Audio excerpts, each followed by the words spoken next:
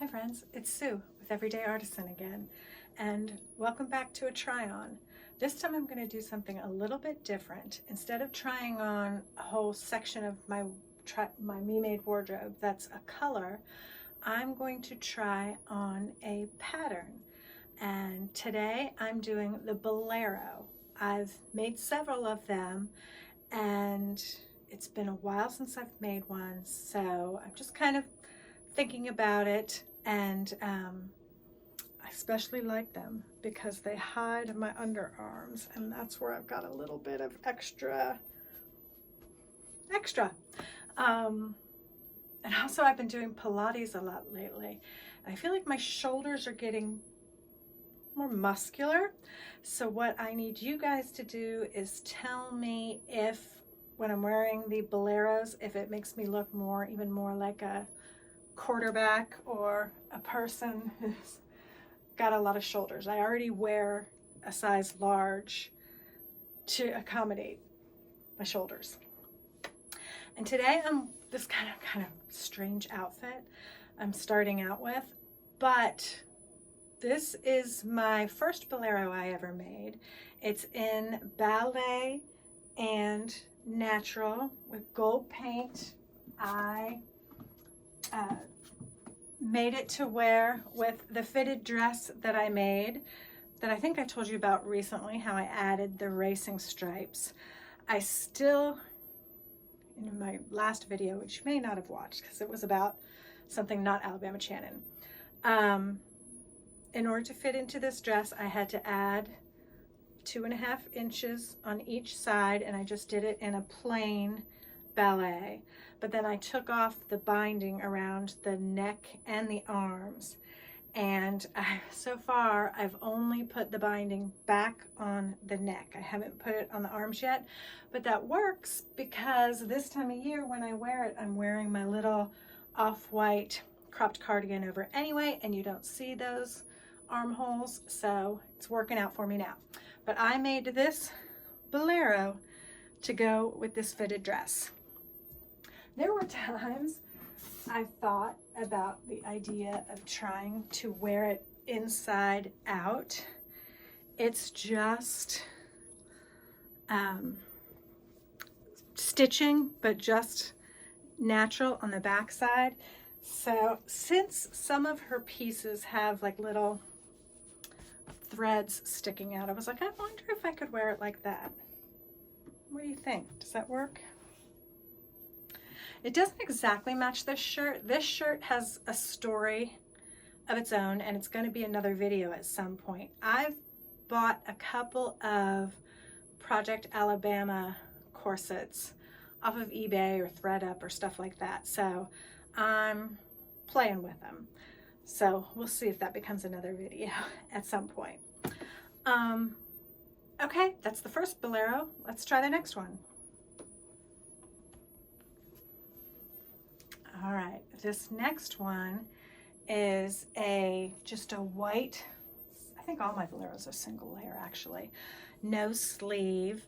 I did the pattern is Angie's Falls, and I did a gray paint and red thread. I think this is the only thing I've done in a real fun contrasting thread color.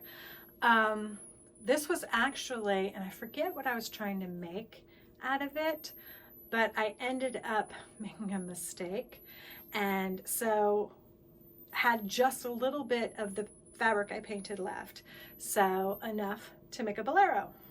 I hardly ever wear this one. You can tell there's not a lot of red in my wardrobe, but I've got an idea about what one of my next makes might be.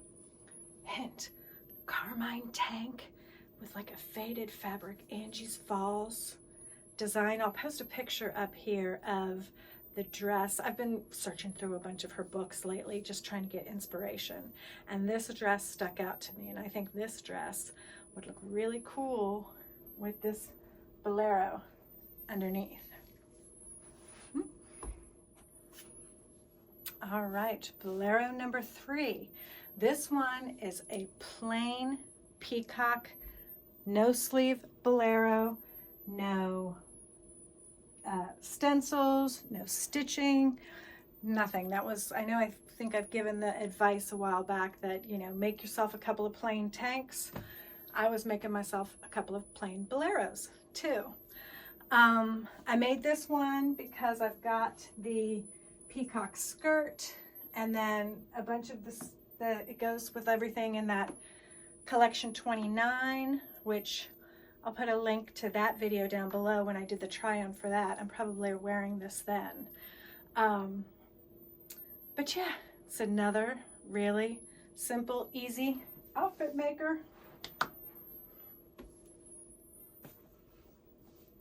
All right, this time I have a carmine single layer long sleeve Bolero.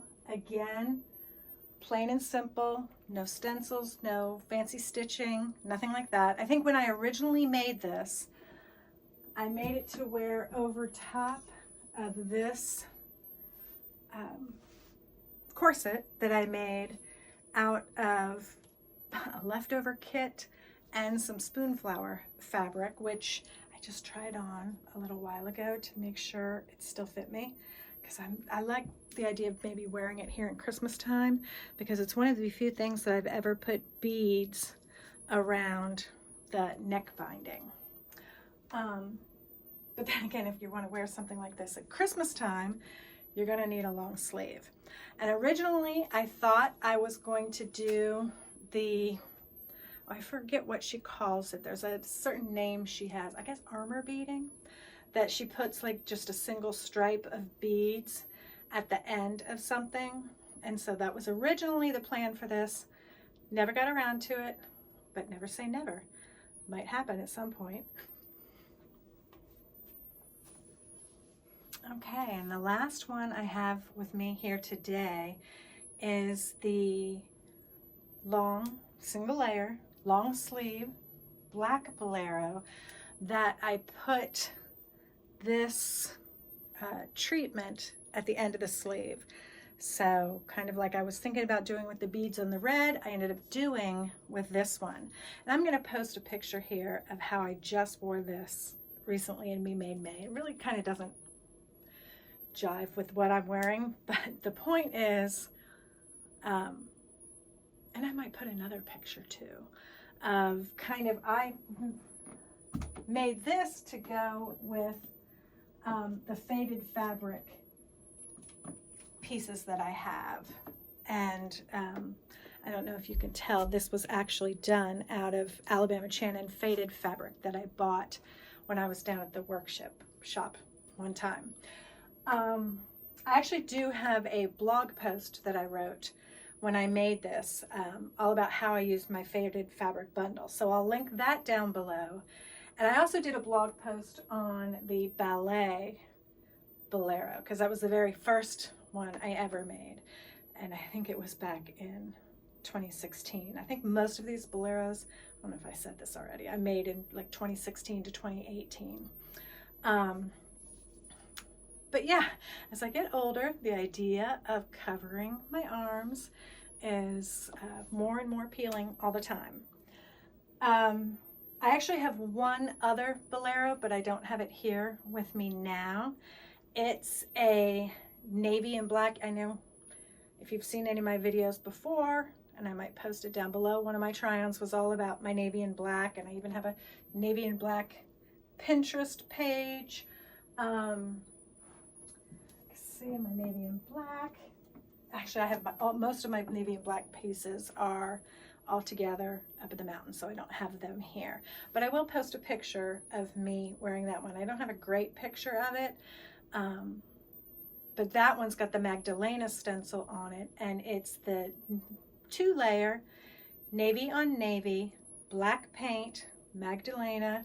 I think I have black thread stitching and reverse applique and black binding. So yeah, which Bolero should I make next? I don't know. I think I like the idea of covering my arms. I was looking in the book and it's got, oh, you know, you can do the no sleeve, the cap sleeve, the short sleeve, or the long sleeve. I just feel like the cap or the long, or excuse me, the cap or the short wouldn't give me what I'm looking for. So as you can tell, I've mentioned that I've been looking through her books lately, trying to get some inspiration. The only 2 projects I have that are work in progress are putting the binding on the fitted dress, which I've already cut it out and ironed it and have it ready to go.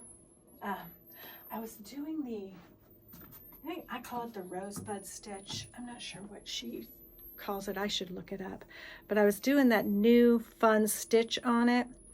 And every time I go to do that, I have to open up her book again, the geometry of stitching, get out my the little stencil she gave us, get out my little guide, make my dots so I can remember how to do that stitch. Once I get going, I'm good, but if I haven't done it in a while, I have to get back into it. The other project I currently have going, I know I've told you about, is the robe. I finished the sleeve bands that I was going to put on it with that stitching design, but then I cut out the robe. I don't know if you remember me showing you. I'll put a picture of the pattern here. It has a band at the bottom too, and at first I was like, well, you know, this is just going to be a summer robe, I don't need it to be long. But then once I cut it out and put it together, yeah, it needs to be a little longer than that. So I've got the robe that I'm still working on. I'm actually cutting out the band part tonight. I would love to do the design on the bottom band too, but I feel like I could do that even after it's attached. So I think I'm going to construct it all and then put when I have time or when I'm ready, because it's a lot. So at least I could start wearing it right away, which is, it's been too long and I need to do that. The other part I was thinking about doing it was doing the seams on the right side with a contrast stitching in the seams. Thinking, I don't know, that might, with all the design already, that might be too much.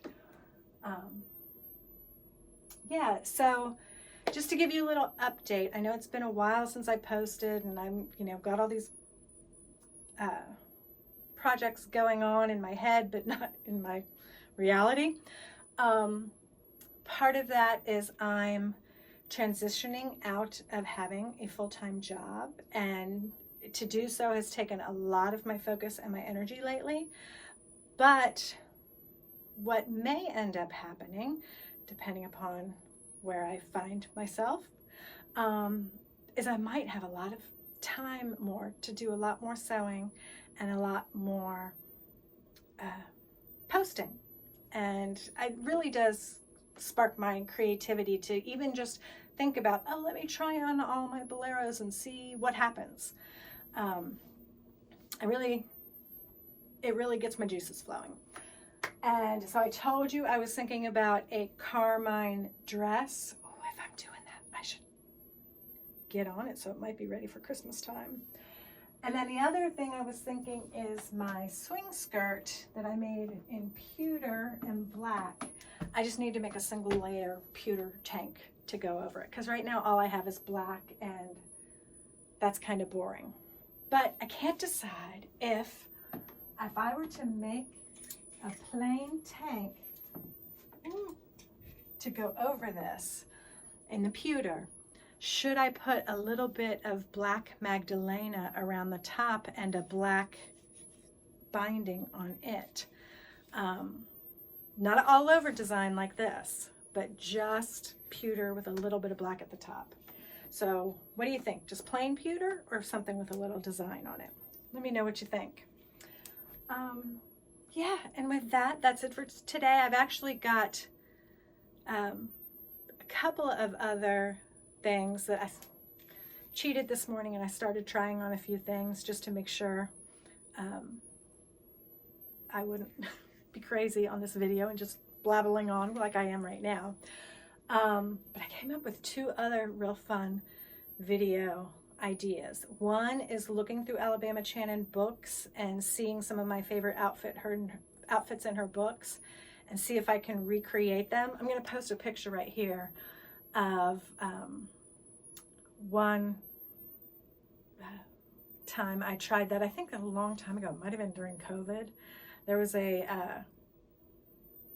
fad going around where you tried to create famous works of art or famous pictures using whatever you had around the house. And so I think I'm kind of going to do a play off of that, and some of the pictures that she's done, I'll try to see if I can recreate or do something similar with the clothes I have. And I'm not going to tell you about the other part because that one's going to be a surprise because I'm still thinking through that one. But anyway, I appreciate you watching today. I appreciate you sticking with me. I'd love it if you liked, subscribed. Tell me what you love about Alabama Chanin. Tell me what you think I should make. And I hope you have a great day. Thanks.